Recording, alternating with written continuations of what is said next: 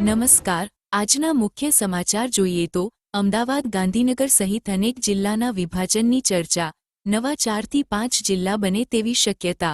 ગુજરાત સરકારે નવા વર્ષની શરૂઆતમાં બનાસકાંઠા જિલ્લાનું વિભાજન કરીને વાવ થરાદ નામે નવો જિલ્લો જાહેર કરી સૌને ચોંકાવી દીધા હતા। તેમના આ નિર્ણયનો અનેક તાલુકાઓમાં વિરોધ પણ થઈ રહ્યો છે। ત્યાં હવે એવી ચર્ચા શરૂ થઈ ચૂકી છે કે અમદાવાદ ગાંધીનગર સહિતના અનેક જિલ્લાઓનું પણ ગુજરાત સરકાર દ્વારા વિભાજન કરવાનું વિચારવામાં આવી રહ્યું છે। હવે કયા જિલ્લા બનવાની શક્યતા? ઉલ્લેખનીય છે કે હાલમાં બનાસકાંઠા જિલ્લાનું વિભાજન કરી વાવ થરાદ નવો જિલ્લો અસ્તિત્વમાં આવ્યો। જો કે હવે સૂત્રોના જણાવ્યા અનુસાર અમદાવાદ ગાંધીનગર, કચ્છ અને મહેસાણા જિલ્લાનું વિભાજન થઈ શકે છે। ત્યારબાદ 4 થી 5 નવા જિલ્લા ગુજરાતમાં અસ્તિત્વમાં આવી શકે છે।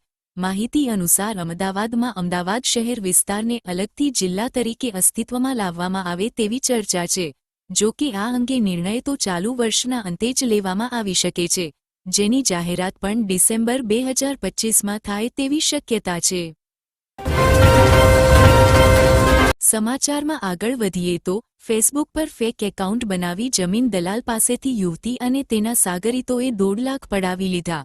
ફેસબુક પર લેન્ડ બ્રોકરનો સંપર્ક કરી યુવતીએ મકાનના કામ માટે મળવા માટે બોલાવ્યો હતો।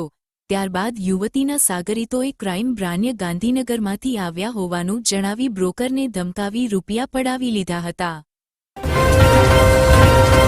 ત્યારબાદના અગત્યના સમાચાર જોઈએ તો ઉત્તરાયણ પહેલા જ પતંગના શોખે 2 વ્યક્તિના જીવ લીધા। અમરેલી જિલ્લામાં 2 અપમૃત્યુથી અરેરાટી।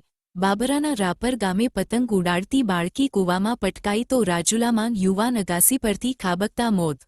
ઉત્તરાયણના તહેવારને ગણતરીના દિવસો બાકી રહ્યા છે, ત્યારે બાબરાના રાયપર ગામે પતંગ ચગાવતી વખતે કૂવામાં પડી જવાને કારણે એક બાળકીનું મોત થયું છે, જ્યારે રાજુલામાં પતંગ ચગાવતી વખતે ધાબા પરથી નીચે પડી જવાને કારણે એક યુવાનનો ભોગ લેવાયો હતો।